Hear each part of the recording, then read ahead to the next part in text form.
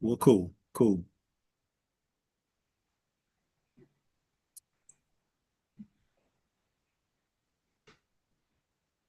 All right, we are on. All right.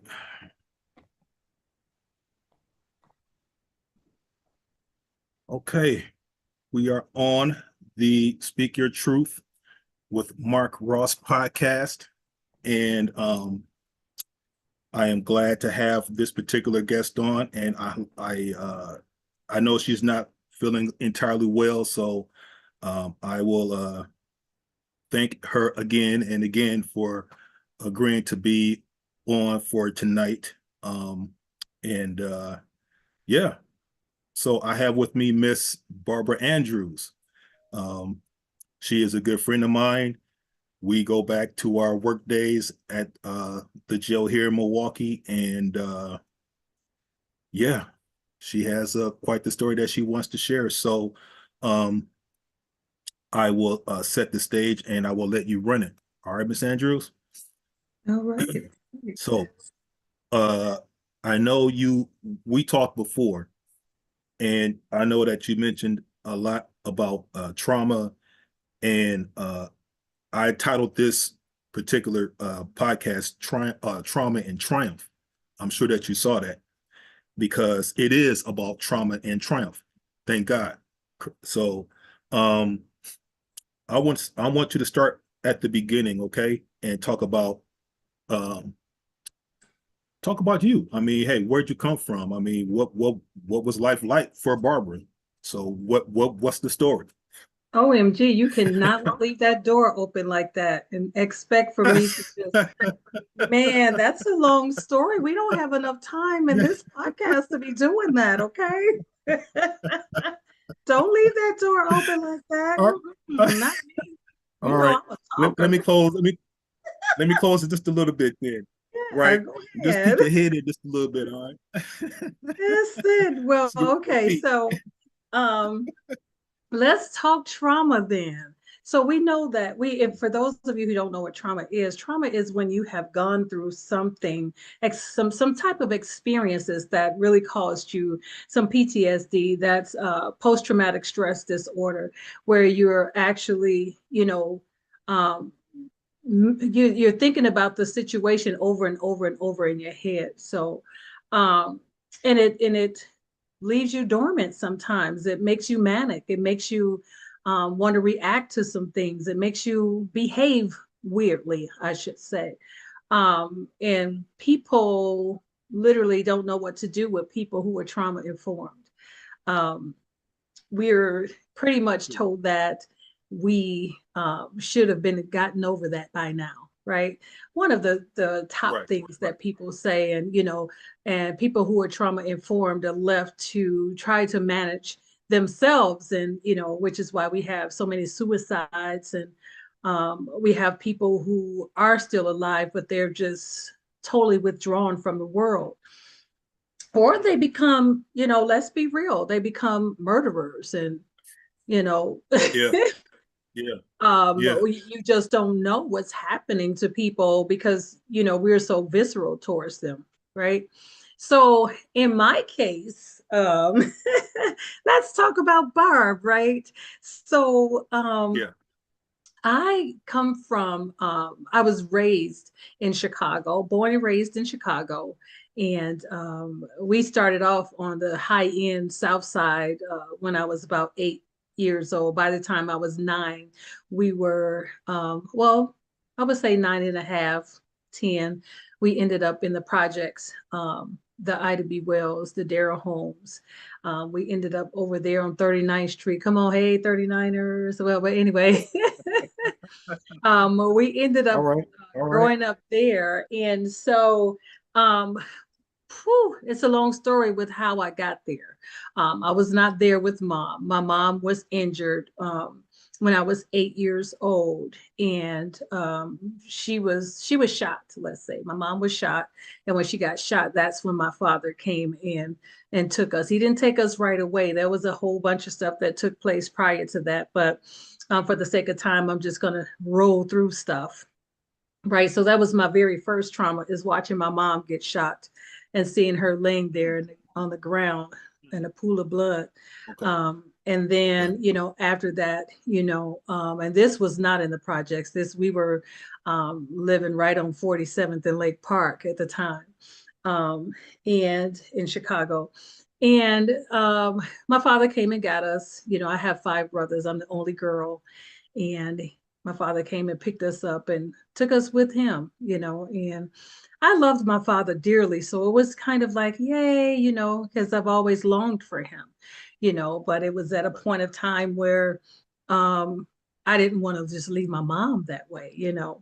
So um, it happened, and I thought that I would see mom again, but I never did. So that's the second trauma, right?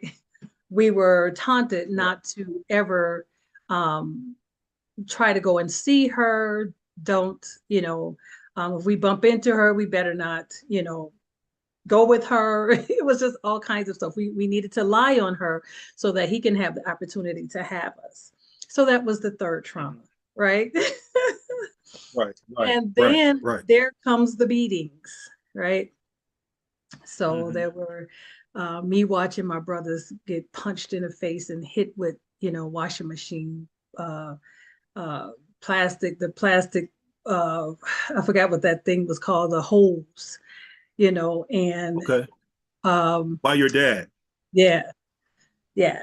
And me getting Okay. whoopings, you know, by two people, two double, they called it double whoopings, and just all kinds of stuff, all this stuff started Yeah. occurring, and I'm Yeah. like, oh my God, Yeah. what is happening? Right. And then I'm watching, stuff going on in the home, constant, it was just trauma, trauma, trauma, constant fighting, drinking, cursing, glass breaking, yelling, fighting, uh, just pain and suffering growing up.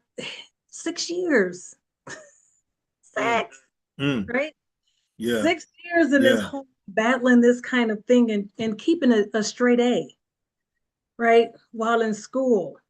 Meanwhile, all this is going on. Meanwhile, all this is going on, right? Yeah. uh, I tell you, but the toughest part was, and I kind of catapulted ahead past the actual fourth trauma that happened before I actually started recognizing all of the trauma in this one household, where about felt like 30 of us was in this 3 bedroom project home. And Right. Right. there was a lot of incest and a lot of uh, just sexual immoralities. Just a lot Yeah. of it, Yeah. things Yeah. that I Yeah. didn't even Yeah. quite understand, um, it was just going on. And lo and behold, here I am, and I'm in the whirlwind of all of these different people who, I mean, I'm a young girl, I haven't even filled out yet. And I was touched by the stepsister, the stepbrother, the step grandpa. Just step everybody. Huh? Just step everybody, okay? The Step stepbrother's everybody. friends wanted a little piece. And I know people probably Oh like, my God. why in the world is she laughing? Because it's funny now, right? It's really funny because it's Yeah. just like, wow, what was happening? I wasn't smiling and laughing. Usually I wasn't able to talk about it. I wasn't able to even, utter a bit of it because it was so traumatizing that would make me cry and it would make me angry. And thus Sure. I became this angry woman that wanted to beat up everybody. And yeah, I didn't care. You can be a man, you can be a big old girl, a big healthy man. I'm gonna fight you. That's who I developed that type of behavior because of the trauma that I had been going through. I was still a nice person. You can look at me and probably think that, I wouldn't even fight back then. But the Mm. moment that someone met my trauma, I helped them with that. Let's put it that in the best way. I helped Yeah. them with that. I met the trauma with them. right? Mm, So all of that yes. going on, and let's just move on from that. Also the last thing that occurred was the my father. My father is, assaulted me. It wasn't just the rape, but it was the, smothering me and slapping me and dragging me, that type of thing. So um I wrote a book. So for many years, Mark, I literally uh I fought with it, but people thought that I was lying because I wanted my dad so bad. I just Yeah. wanted all I wanted is a relationship with my daddy. Sure. And Sure. I always wanted a sister, so it was just really hard that I got what I wanted, but not the way I wanted it, right? And Mm. Say that again. Yeah. Yeah. Yeah. and Yeah. The it, way. Yeah. yeah. Hmm. hmm Yep. Um, Got you. Got you. yeah, yeah. So yeah, it's I literally I can't believe sometimes how I dealt with it, but it was I know that it was God when I found him, because God found me years ago because my father was supposed to be dead. I mean, he gave me the knife and told me to go ahead and kill him. I took the knife, I clutched the knife, and I clutched the Bible that was at the headboard during the time he was raping me, right? And I should have stabbed him at that moment. That's how I felt in that moment, but I'm really glad that I didn't do it. I told him when he gave me the knife, he said, "Here, do it. I deserve it." And I said, all I can remember about the Bible was the Ten Commandments. I knew nothing Mm, about the Bible, but the Ten Commandments mm. saved his life and saved mine Yes. too, right? Hmm. My life was Hmm. saved too because I Hmm. trusted in the word of God. I trusted that, Mm. of course, I would have went to juvie, regardless on the fact that I was, right in what I did. So I thought it was Yeah. right. He deserved it Man. to me at that moment, but no, I didn't do it. I didn't do it. I didn't even know who God was. I know I was taken to church by my grandma before, she passed away. She would take us to church when we were little. And Uh-huh. then my dad's wife sister used to take me to church. Two of her sisters used to take me to church. So I learned a little bit, but I didn't quite understand it until I got in my late 20s, early 30s. And it was at that moment that I actually began to um, understand who he was. And as I began to continue to try to build the relationship with my father, I had children, and no, I didn't trust. My daughter was the first, and I didn't trust him with my kids, but I trusted God, right? Um, he was good with them when I did take him to he when I say he Yeah. was good with them, he was good at not doing the bad things, right? Yeah. Yeah. um, Yeah. Yeah. until my Yeah. daughter was like 15 years old, and of course by now I'm a little more plumped than I was, because I've had three kids now, right? So Yeah. I took them out there because they hadn't seen them since they were smaller, right?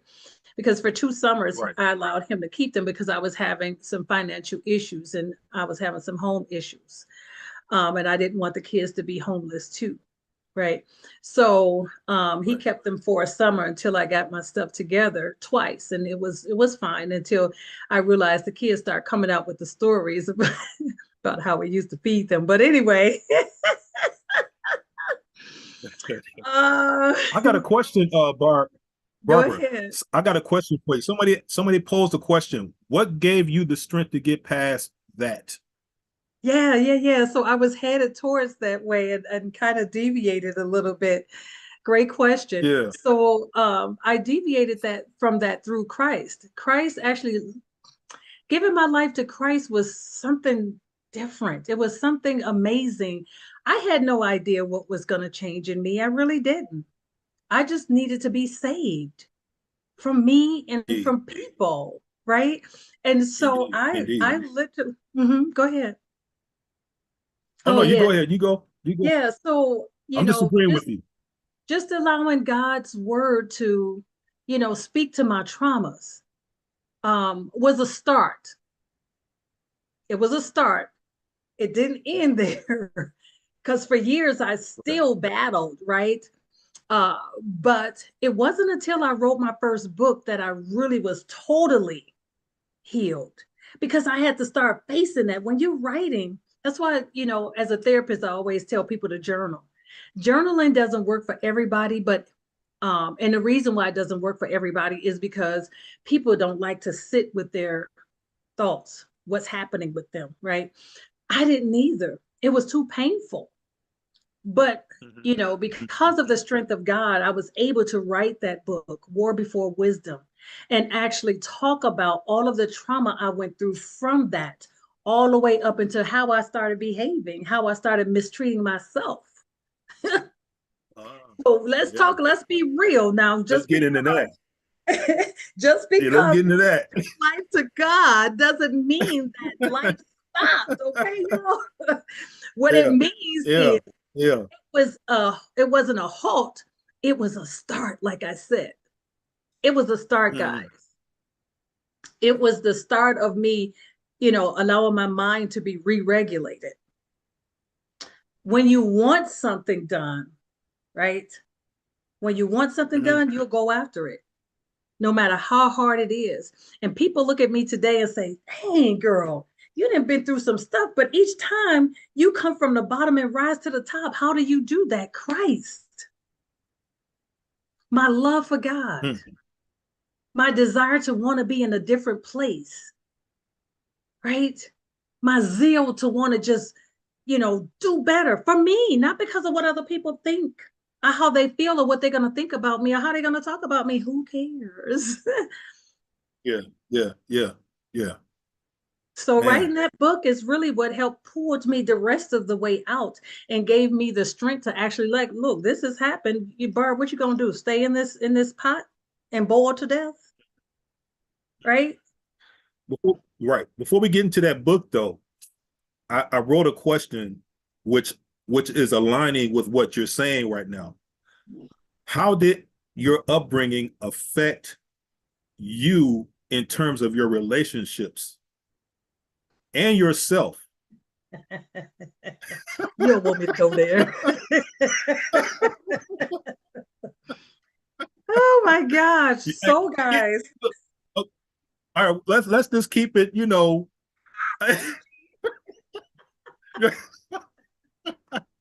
yeah, yeah, yeah. yeah, you, Yeah. you know, Mark, I'm very transparent. I could care less, right? All right. It is what it is, y'all. The Look, if window's you don't open there. tell the Go for it. truth, Yeah. come on, guys. If you don't tell the truth, if you don't spell it out, sometimes what you have to say changes people and you don't even realize it. But when you begin to hold back and you're thinking like, that was just too easy. No, it's not easy. It sounds easy, but when you tell the It's ocular not. truth, it Yeah. is then It's a when people different start vibe. receiving. Exactly. You telling the It's half a truth, whole you different and vibe. telling the testimony. Good. I went and prayed and I asked God for this, and Lord knows I had a luxury car in the driveway. Shut up. Tell them about the struggles Yeah, you went through before you got that luxury car. And so indeed. that's where I'm at. So Indeed. to answer your question, um, whew, guys, I tell you, when I got old enough to date, um, I realized that one of the biggest things was I wanted my dad so much. I wanted to have someone who had the traits he had, the good traits that I recognized about my dad, and that was the safe piece. Before he broke that trust and that safety that I felt, um, I wanted to have a man whose hand filled mine, who was bigger than mine. My hands melted in his when he held my hand. That was a security for me. Um, Having him put me on the opposite side of the street and saying, if any man leaves you on the outside, that he is not a man. He doesn't care about you. He just want what you have in your private areas. And I wanted a man who had his stature, who would just tear up the world for me, because that was my dad. But I didn't know that all of that was a possession. I was his only girl, and I didn't know my father was sick, right? But then afterwards, after I found out that he was sick, and after he did what he did to me, I still wanted that because those were the good Okay. things I remembered about my father, right? Which is why people thought that what he did to me, he didn't do anything to me. But yeah, I actually ended up meeting men that was like that. I got what I wanted, but not what I needed. Mhm. I didn't expect for Mm. it to be that way. Um, and let me just dispel the myth that just because I met men like that doesn't mean that they were the bad ones. That's another story for another time, okay? But yeah, I met men that were like my father, and I ended up marrying one like him, exactly like him. I had no idea that this man Mm. was exactly like him. Um, very manipulative and very controlling, and was very subtle with how he got me, you know. It was good. It was good. Okay. I didn't see the signs, but yeah, and Was this in Chicago? this was in Chicago. Okay, okay. Yeah. Go ahead, And continue. I was manipulated by that, and I was definitely I was beat. At the end, never put his hands on me. But it was this one thing that he really, really wanted to do. And it was like, I'm not that type of woman. I'd have grown from that. Okay. You're not about to have me and them and all of those. And then expect me to say, okay, go ahead. Go on up there for about a week and be with her. And I'll be right here when you get back. Not.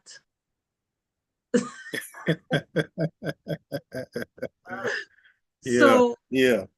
I recognize how to beat um, that trauma in him by flipping my traumas uh, to the inside. And as I flipped them in the inside, I gave those that's in the inside to God so that He can help instruct me in ways of thinking so that I can move in a total different way and speak in a total different way to the point where He recognized that something has changed. And yeah, it did.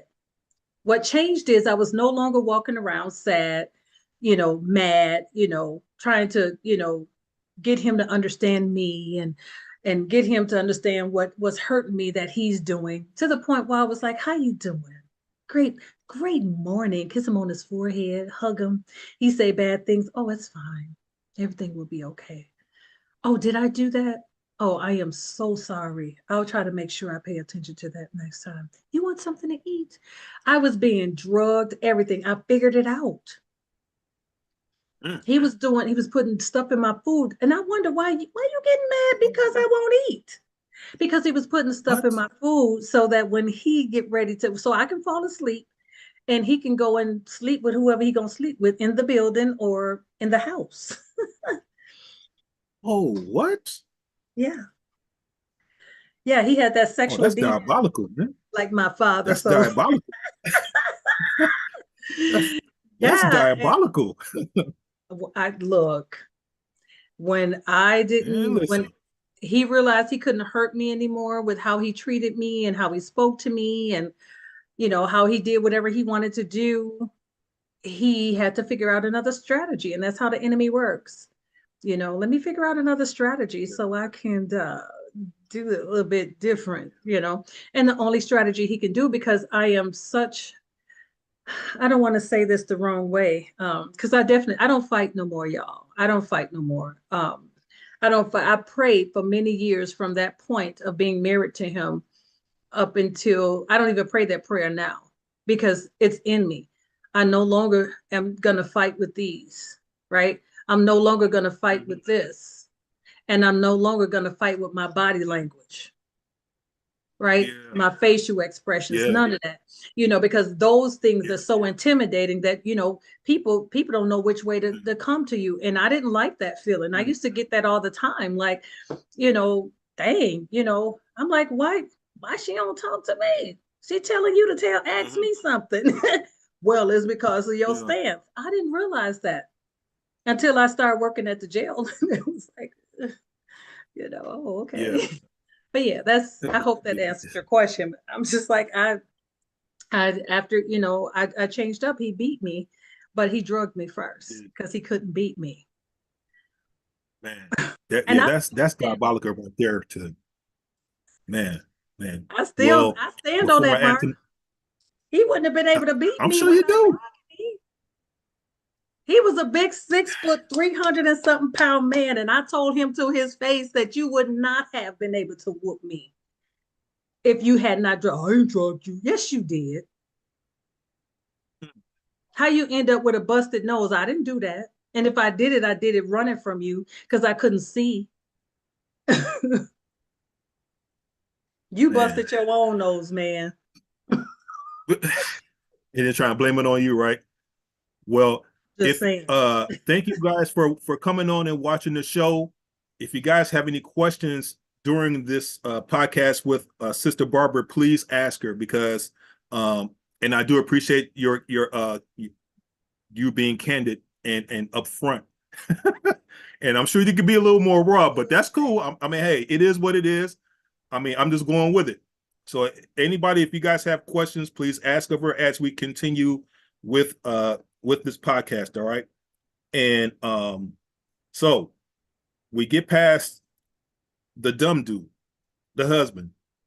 Um, do you do you believe that history, well, you just said it, history tends to repeat itself, right? In the fact that we meaning the kids tend to uh regurgitate the things that our parents endured, right, or have done in such a manner that you have to sit back and say, you know what, I'm living through my parents, I'm living my parents trauma, and I don't even know it.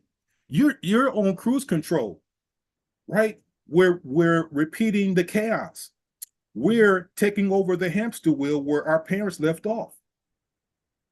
How can we get off that hamster wheel? Hmm. I'm going to tell you.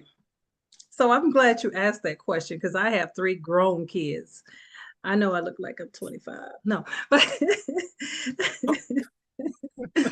but I have 3 children, and one of the biggest things I remember that I imposed upon my kids was whoopings. And I hear people saying today, that we should have kept beating our kids. And that to me was a trauma in itself because I didn't need a whooping. Mm-hmm. Um, I think that I was a good kid until I couldn't be good no more. And what that means is, why be good when I'm gonna get, in trouble for something I really didn't do anyway, right? So when I started having kids, the kids even laugh about this right now because they'll say, "Mom, remember the last time I got a whooping?" And I had to quit because when I started having kids, I was not saved. I think when my oldest turned about 7, I started going to church faithfully.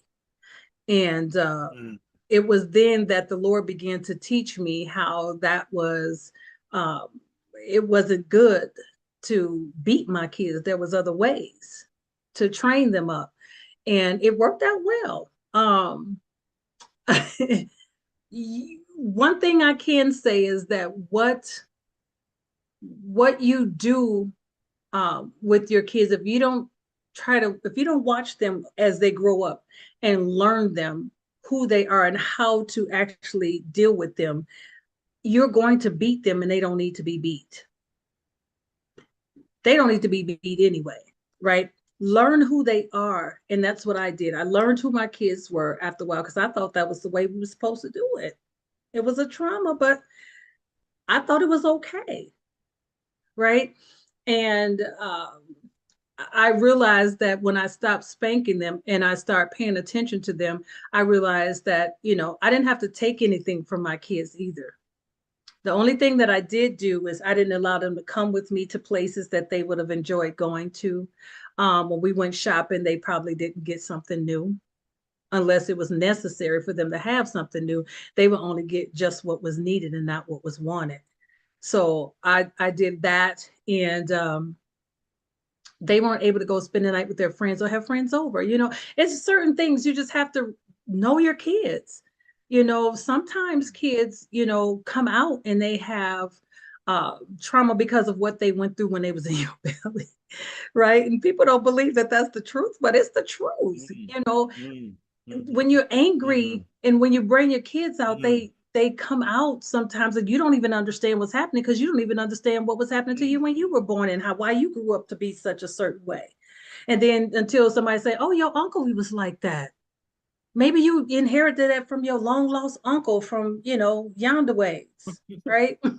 yeah, But yeah.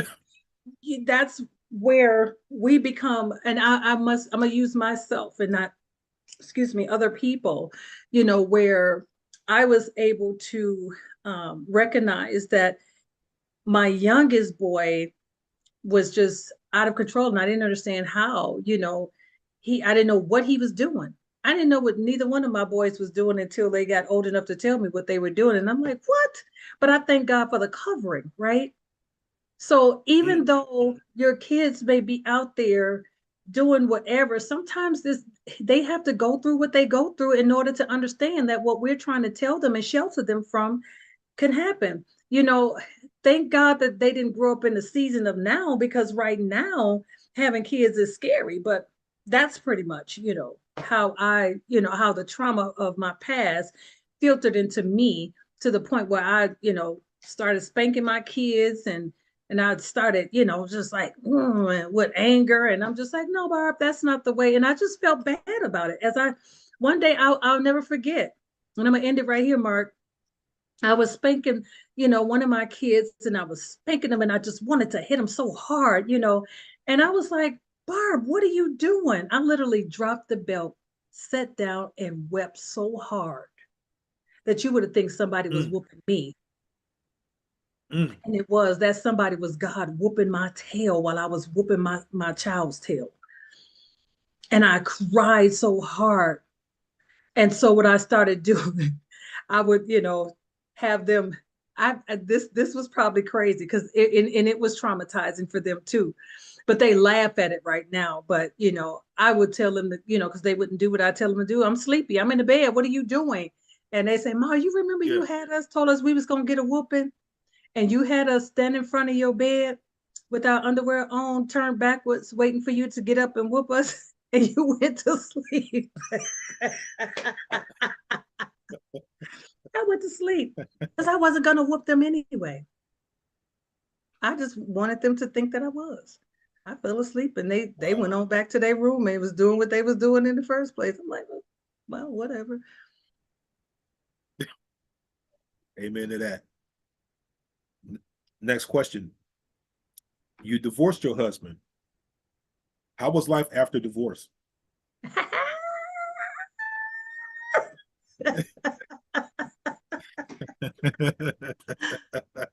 So many people said, Barb, I'm so sorry. I was like, for what?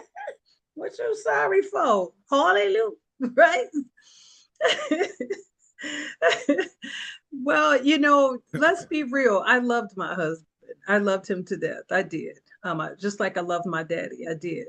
Um, and today I love them both a different way, right? Um, People do things, hateful stuff, but after I got divorced from him, the biggest part was getting that name off of me. I Mm, didn't want that name. That name was an omen. It felt like an omen to me. And I went through so much after the divorce, and, prior to the divorce and after the divorce, is trying to get my feet back on solid ground. Everything was taken from me. I had no clothes. I had no socks. Guys, I had no place to live. Oh yeah, I could have went and stayed with a family member. No, no, no, no, no, no, no. But Barbara wasn't going to do that again. Nope, I had to pick myself up. So yes, I was homeless for a little bit. And I literally, mm, found my way. I, figured out where I was going to go. Are you going back to Wisconsin? What are you going to do, Barb? I knew that if I went back to Milwaukee, that I had too many family members. They was not going to let me be homeless. And I had a girlfriend who said, Barb, you act like you want to be homeless. I said, no, I don't, but I don't want to live with anybody. And I don't want to put Mm, myself in a position where I'm, you know, taking money and going into hotels and, I can use that money to get myself on my feet. yeah. So after I did that, I literally ended up in a home with a man that I didn't know. And but I have an aunt who knew the person, so I didn't know him. But he was sweet on me, and so I didn't intend to stay with them, but I was with them for about 2 or 3 weeks, and he took care of me very well. And am I with him today? No, because you learn from mistakes. I didn't want to be out on the park bench, with my bags, Yeah. I want to Yeah. sleep in the hospital and no more in the emergency room on the bench anymore. So I Yeah. made a choice, and it Yeah. wasn't a good choice because he could have been whatever, but an aunt recommended him, and we became very good friends, and I stayed with him for a couple weeks, and during that couple weeks, he bought me a car, and we broke up because I didn't take it. Oh, Go you figure, didn't right? take the car. He take the car. He handed me the title and everything. It was like, I told you I was gonna get you a car if you be patient. Now I had went. Let me tell y'all what I did. I started searching for a car. I didn't have no money. I had just started a job, right? I was working as a substitute teacher in the last 2 months of the year, so I didn't have a lot of money, and I Right. was trying to find a place, and I needed a car so that I can get to work. I had a broke leg, and I'm walking 45 minutes to work, and sometimes I had to With a walk broke back. leg. Yes, Roll that back. Roll that back. With a broke leg. How you gonna from take the your from the behind out walking with a broke leg? Hold on a minute. I had a cast. I had a cast and a boot on. I went from a cast to a boot. So yeah, I did what I had to do, y'all. Sometimes you look, that's a whole nother story. You're gonna have me going backwards. I ain't going backwards. Yeah, So I yeah. heard that. I was like, wait a minute, wait a minute. We got to rewind that. You walking back and forth with a broke Back and foot. forth, How does that 45 even minute work? walk, right? So I wanted to live in this complex that was just beautiful. And it was very hard to get into. And I said, Lord, that's what I want. I want to live there. But I also looked at other places that was around in my budget where I could do it. And lo and behold, he opened up that complex that I wanted to live in. And yes, it was expensive. But you know what? Mm. I made it through. Right. And then when that pandemic hit, it just helped a little bit more. It gave me some more time. Don't tell me God won't do it, y'all. I'm telling you. So Yes, I indeed. I Yes, rose indeed. above it. People gave me clothes. I had a principal who gave me just boxes of clothes, right? Yeah, Uh, people yeah. come on, I don't know anybody's honey, give me your hand-me-downs. I'm grateful for these Yeah. hand-me-downs because once I come up, y'all gonna be looking at me Yeah. like, what? I remember when, what are you doing to come out of yours? That's Mhm. all I'm gonna say. Yes, I'm honey. still I tripping that's on that broke good. leg thing though. Huh? I'm still tripping on that broke leg thing though. Just hobble right on to But work. hey, hey, listen, when God moves, when God moves, you got to go with it, right? You got to go. You got to go. You got to move. When He tells you to move, you move. That's it. He will 100%. do the rest. You He got would to do the move. rest. So hey, Was it hard? Yes, it yes, was sir. extremely hot. Extremely Mm-hmm. hot. Mm-hmm. Walking from one and knowing I Mm-hmm. gotta walk, and nobody's offering a ride. My aunt, did a lot when I first, left Chicago and came here. She gave me her car, so that I can, get back and forth, and I would drop her off, and then I would go to work, or she'll come and pick me up. But it didn't happen often, right? Once I moved into my Mm-hmm. own place out of that man's house, same building where my auntie stayed, right? But once I moved out of there and into my own place, he was like, it's almost like the men I were meeting was like wanted to take care of me, but wanted to control me. And I'm like, no. So it was like once I got my own stuff, they knew that it was no more control. And Mm, I mm, I wanted to say mm, that he didn't want to control me, but why would you get mad because I don't take the car? I need something mm, reliable, something that's gonna get me to and fro. But y'all, I got that 2019 Nissan Sentra with no money down, and my credit was like a foe.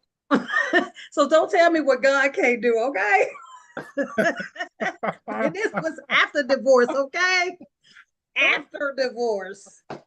I'm just giving God all the glory, y'all. But listen, listen. I serve a God that's gonna do everything that you need. Man, everything that Yeah. you need to do, And he's gonna take care of it for you. You just gotta be listen, faithful and true. like I said, when God tells you to move, you move. He got the rest. You just move. You did. So let's talk about something that you mentioned briefly during our first conversation. You are an author, and you said earlier that you wrote a book. What's the name of that book, and what led you to write that book? The name of the book is War Before Wisdom. Don't go look for it, y'all. I took it off market. It might show up, but you can't get it. I am about to upgrade that book, so I took it off market. So it's out there though. It's a real book. You'll find it.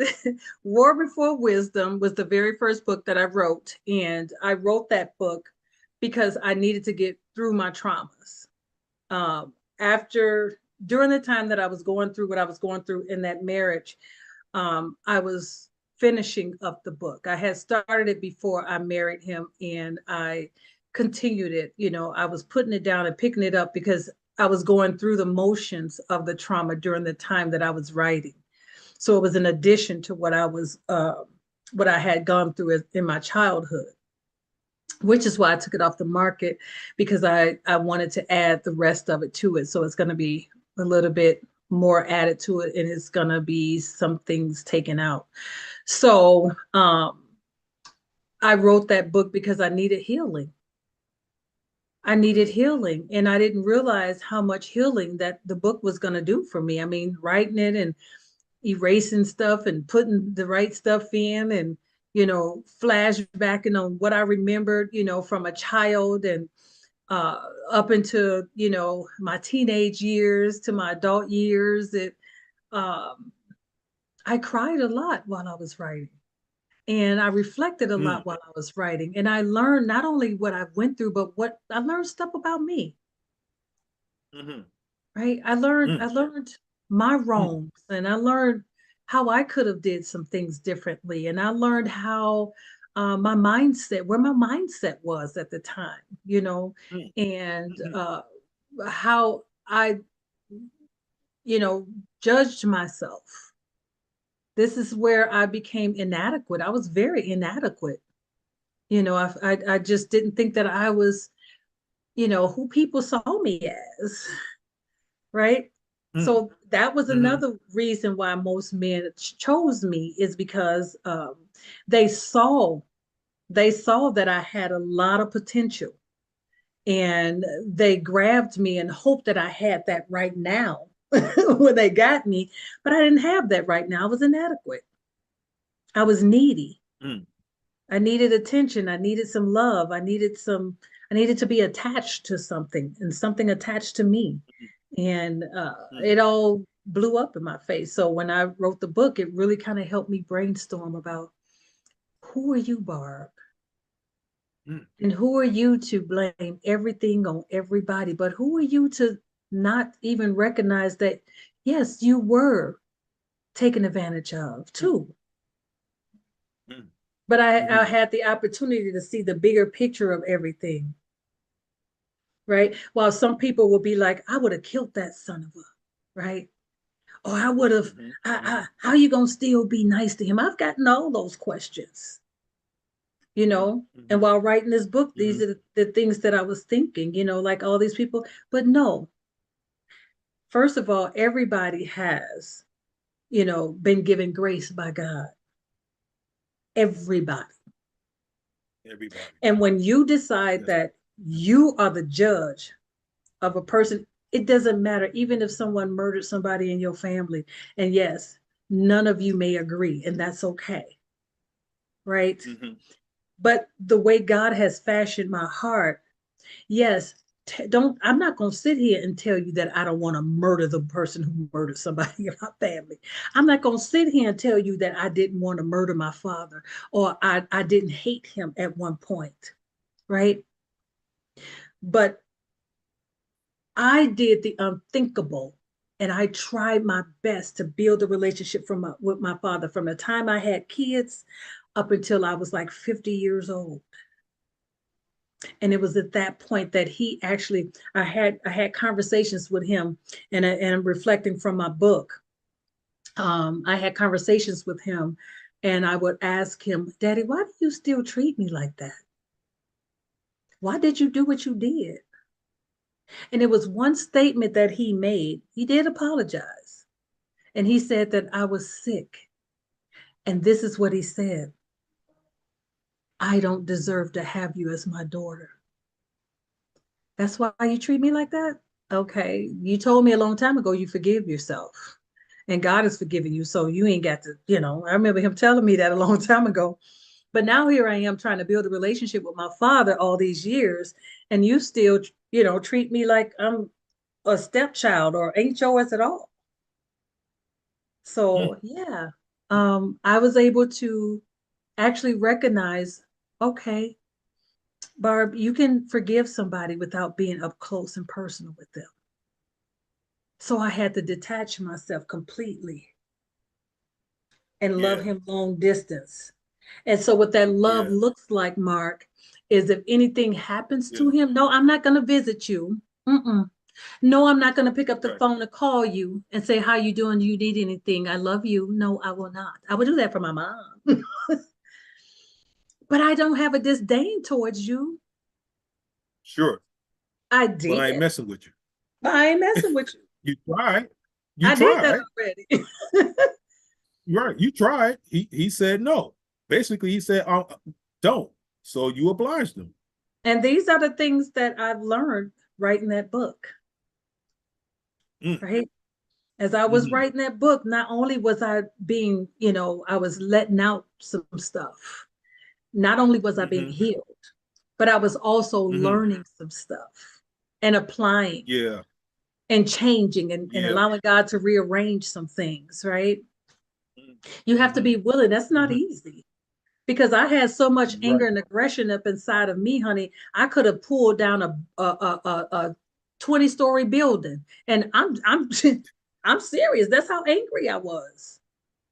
Yeah. Angry, Yeah. bitter, and Yeah. sure I brought that in them relationships. You're right. Right. Right. Right. And see that part too, because a lot of people, men and women, are we bring our traumas into relationships, whether the dude or the female is worthy of our love or not. We bring it because that's all we know. We don't know no better. We think we do.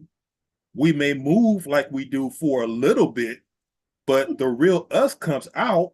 And Mhm. when it comes out, it's like it's almost too late because you're in it. So it's like, oh, this isn't the Barb that I met 6 months ago. Barb is like getting aggressive. You know what I'm saying? Barb is busting moves, and it's like, wait a minute, I don't know this person. So, and that tend to happen a lot, right? And I can't say that I'm not guilty of that. You know what I mean? It's like we all did that. We all did it. So it's like, what what do you think is is a good move for us to do to leave our trauma back there so that the next person that comes across in our lives don't get caught up in that mix? You understand what I'm saying? What can we do to better ourselves so that we can move on and meet people with and give them the respect due? It's only one word, and can't nobody help you do that. It's called change. You have to want to do that. Can't nobody make you do that. And you have to Hmm. want that for yourself. You can't Hmm. expect for somebody to come up and teach you how to change. It's not gonna happen because you're trying to tell me what to do now. You're controlling me. You want me to be like Hmm. you. I'm not like you. No, no, you have to want to change. It's the only bottom line, nothing else. Hmm. Now in the spiritual world, change happens anyway because you love God. Whether you want to change or not, it start happening. Yes, yes, yes, ma'am. Yes, ma'am. If you love them. Yes, ma'am. Yes, ma'am. Woo. Okay. All right. Um, you mentioned too that you are a marriage counselor, correct? Mhm. What made you get into that? What made you Child. go down that? Yeah, that's a good question. Lord. Well, let's be real here. I remember years ago growing up, I wasn't even old enough to even have conversations with teenagers. And folks would come to me and just talk to me. And they didn't realize they were just shocked when I gave them an answer. Oh, At my age, I ain't experienced two buck two, right? right, right, I didn't know anything about the wisdom of right. God. And, I didn't think I was super duper smart because I was an A student. I didn't. I thought that's what you're supposed to do.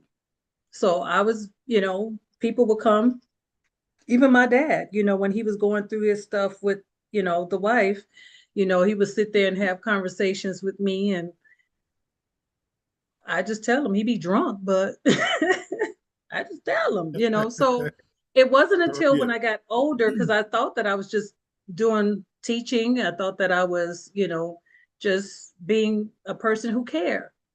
But it wasn't until I went through my traumatic stages of life.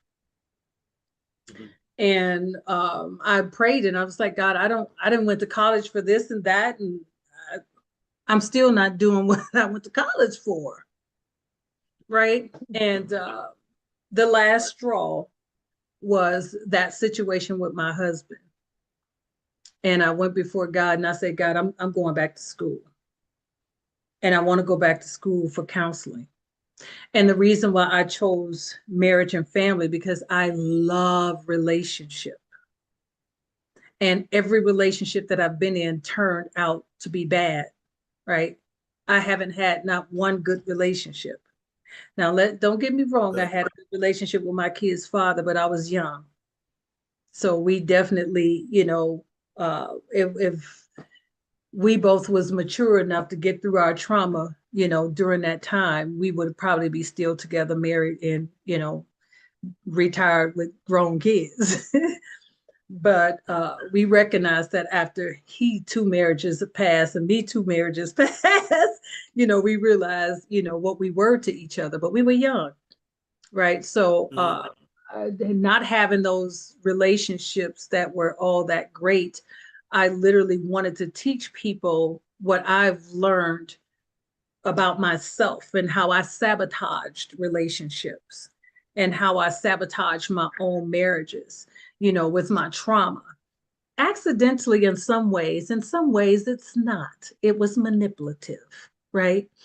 Mhm. Mhm. So let's be real, everything is not that your partner's fault. Sometimes it's yours too. Two, you know how that movie go, two can play that game. Yeah, it's that kind of Indeed, stuff, that tit indeed, for tat stuff. Yeah, that. indeed. But yeah, that I love relationship. I love love. And I love seeing people happy. I love helping people understand each other because it's beyond our understanding. We want to control each other. And that's not the way it goes. It's Yeah. compromise. Not control, not the CON, but the COM. Compromise. Not control, Compromise. Yeah. compromise. right? Yeah. And that communication is big. Communication and compromising builds trust, right? When you can sacrifice Mhm. something for each other, then you're going somewhere. You're getting somewhere. People don't communicate Yeah. before they get into marriages or even before they get into relationships, and then they blame it on each other. Oh no, she just won't listen. Oh, she changed when she got in them. No, she didn't. You was blind. Didn't change. That was always there. You was just in love, and your Yeah. love blinded you. Right. Okay. Yeah. Yeah. You wasn't able to see Mm. it. That well, I'm just talking about Yeah. myself right now. Okay, that's all I'm saying. That it did, Yeah. and I saw some stuff and ignored it. But yeah, that's how I became a marriage and family therapist. I was just like, I'm going to do it. I went for 3 years and got that degree and graduated with, man, extensions, y'all. Ooh. I got that letter from the president of the school telling me that I was a student. Whew, I graduated with extension, you guys. And That's I what's up. was just proud of myself. I had been trying to do that um, for years. And, finally I got a chance to do that at 50, what was that, 52? 52 years old, finally walked across that stage with all A's. That's what's One up, B. man. One B, y'all. One B. I wanted to choke that. No, I'm just kidding. But anyways, yeah, that's That's what happened, Mark. that's what's up. Mhm. Good. Do you use any of your personal experiences as a counselor to help couples?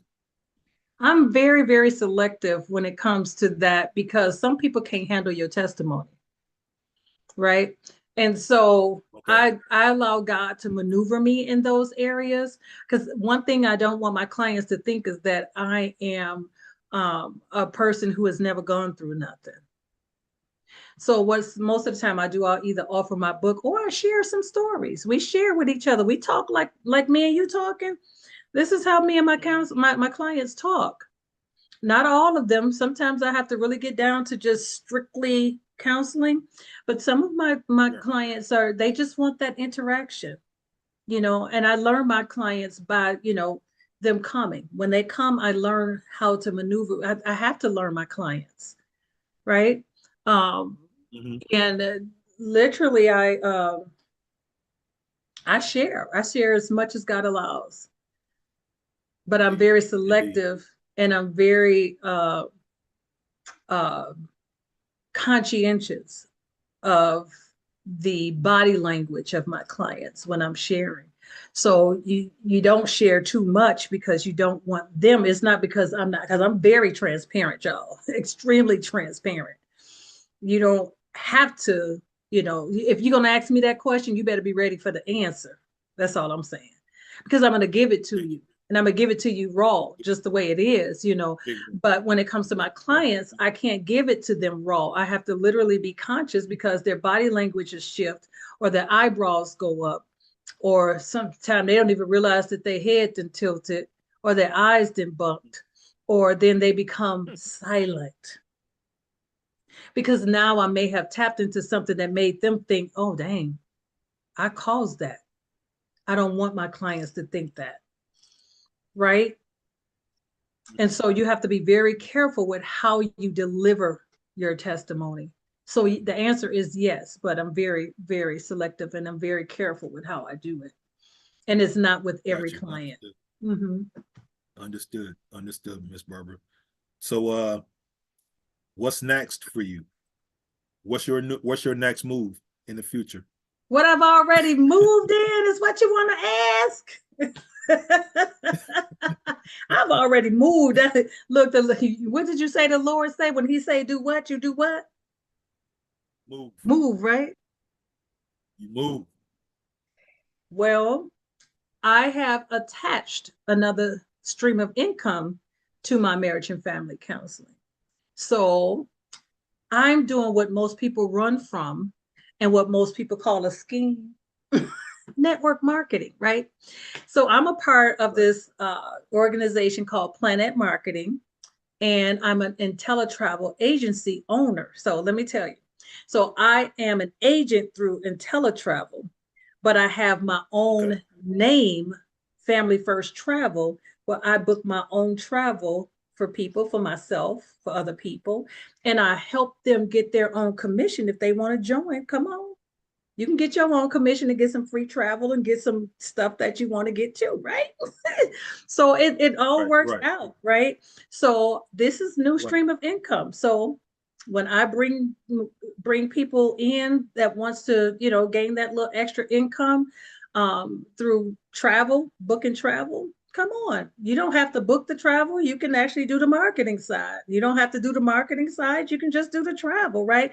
But you're paying one cost to do them both, right? And you get all the different education, the training, the coaching, and God knows you meet other people that's outside of the realm of that business, and you actually gain other ways to build business through these network working organizations outside of your networking business. And so I've grabbed Okay. onto so many different people that it's just amazing. So yes, I am making another stream of income and I'm running with it. And I want to help Heard as that. many families as I can be a part of it. So because if you can't be a part of it, you can't be on my team with me. Because if I bring you on my team, you got your own business, but I'm gonna coach you, right? And Right. as Yeah. I Yeah. coach Yeah. you, Yeah. I'm being coached. And as I'm being coached, I'm coaching. I'm coaching Yeah. you how to coach. Yeah. And you're gonna get on there and you're gonna Right. coach too, right?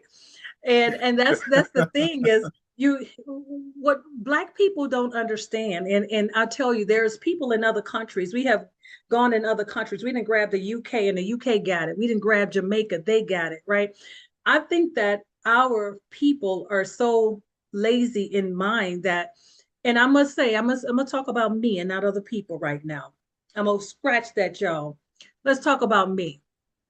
So because I come from a trauma place in my life, my mind was all traumatized, right? I talked about inadequacy, right? I talked about how, I became, out of control with my behaviors, and I got into different relationships and things happened, right? Was I thinking about business anytime? No, I didn't think that I had it in me to do it. I didn't. It took me a long time to even try to go for a management position. I didn't think I can do that. I can't do that. And then I told myself, oh, I don't want the responsibility. Girl, the moment that I actually got off my butt and got a management position, I started seeing me, right? Because people can tell you all day, I'm gonna hire you because they think you know how to do it. And I went in there, I didn't disappoint. I could have, but it was the moment that I started believing in myself that I aced every position that didn't have, especially the ones that didn't have a job description. I wrote the description by doing what I do, right? Yeah. So Yeah. I'm not tooting my own horn, I'm tooting his horn because without him, Mm, I know that I'm mm. intelligent, but I have wisdom. Intelligence have nothing over wisdom, y'all. Indeed. Indeed. And so in Difference. building what God has given me, Mark, I inspire to build other people.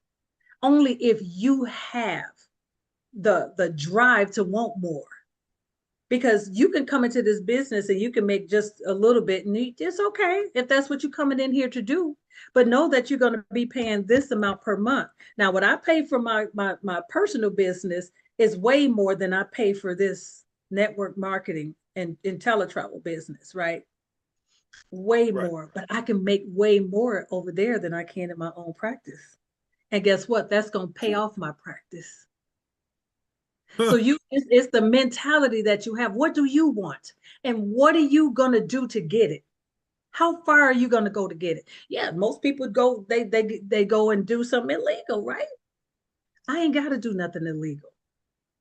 I don't have to. It's no knock to those who do it that way. To each his own. Right? Indeed. But the fact of the Indeed. matter is, it's a change mindset, guys. It's a change mindset. Follow me. I'm on Barbara Andrews. Just look me up. Look up my Facebook. Say I followed the podcast. Can you befriend me so I can follow you? Or follow me on TikTok. Sometimes I'm on TikTok and just posting stuff. I don't be on there talking, but I'm most of the time I'm doing lives and I'm on Facebook, Look me up. I talk about a few things, I'm gonna be real about it. I'm not I'm a regular person like everybody else, but I'm a saved, sanctified, sold out, filled with the Holy Ghost woman of God who loves him so much to the point that I let him control me. He's the only one that can control me, y'all. Indeed. Indeed. I got you. So other than Facebook, how can a person reach you? I have if you want services, if you want counseling services, you can call me at 708-575-5166. I do not take insurance. I do have prorated services and I have pro bono services. But pro bono services are limited, so don't say I ain't got no money, right? And I'm the cheapest in West Dallas. I'm the cheapest in Wisconsin. So think about that. What's more important, your health or the money, right? I work with my clients, So yep, 708-575-5166. Holy Mind and Body Experiential. I have a website out there, and you can find me on Psychology Today. I also have an Instagram page. Holy Mind and Body what? Not A-N, is N. Holy Mind, the letter N, Body Experiential. That is the name of my practice and the phone number. And the address is 2323 South 109th Street. And I'm Suite 120B. Okay. Got it? Got it? All right. I got it. You can always hit me up on Messenger, on Facebook. If you want to be a part of the network marketing and travel, honey, watch me because I be traveling, y'all. Okay. I've never traveled in my life as much as I traveled in 2023. That's what's up.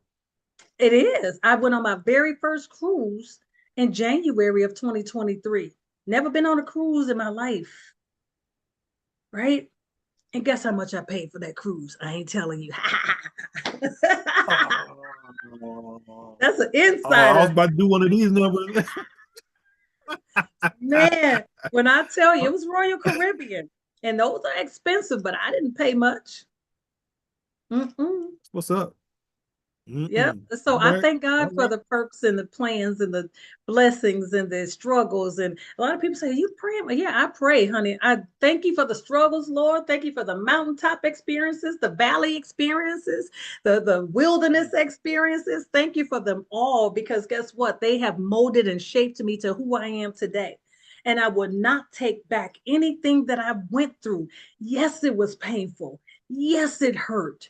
Yes, it made me mad. Yes, I wanted to do the unthinkable. Yes, I wanted to get involved. And yes, do I still want sometimes to do crazy stuff? I'm in this body, y'all. And this body is never saved. So you have to keep it in subjection by keeping the word of God inside of you, right? By not only keeping it inside of you, but also speaking it, right? Speak things into existence. Speak those things that be not as though they were, right? And grab hold of those things that God has given you. Snatch down those things that's in a way, right? You got the power to do it. It ain't nothing to do it, but to do it, right? If God said it, it will happen. Yes. Yeah. They don't go preaching, Miss B. Hey, listen, I got nothing. I'm just here.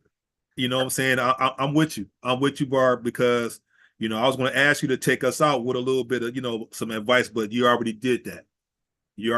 So, we vibing, man. You know what I'm saying? You bouncing and I'm bouncing. It's like, hey,